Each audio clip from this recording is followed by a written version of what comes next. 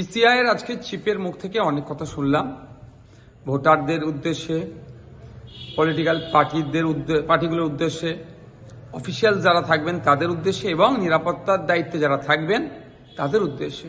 ভালো লাগলো।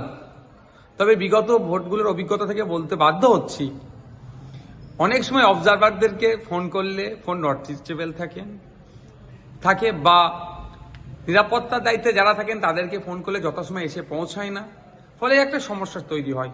কিন্তু এবারে যেভাবে দেখলাম বক্তব্য দিলেন বা যেগুলো শুনতে পেলাম, ভালো লাগলো যে ভারতবর্ষের গণতন্ত্রের সবথেকে বৃহৎ উৎসব, দেশ পরিচালনার দায়িত্ব কাদের হাতে থাকবে, জনগণ কাদের হাতে তুলে দিচ্ছে, এত বড় একটা নির্বাচন যাতে শান্তিপূর্ণ নির্বিঘ্নে হয় তার ব্যবস্থা, তার সুনিশ্চিত করবেন ইসিআই।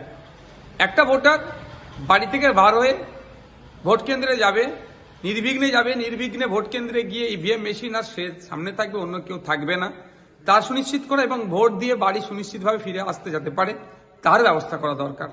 শুনছি 7 দফায় ভোট হবে, 7 দফায় কত দফায় ভোট হচ্ছে বা কত বাহিনী আসলো, এর থেকে বড় কোশ্চেন জনমানুষে যেটা ঘুরছে বা আমরা একজন রাজনৈতিক ব্যক্তিত্ব হিসেবে প্রশ্ন তুলছি যে ভোটটা যাতে নির্বিঘ্নে হয়।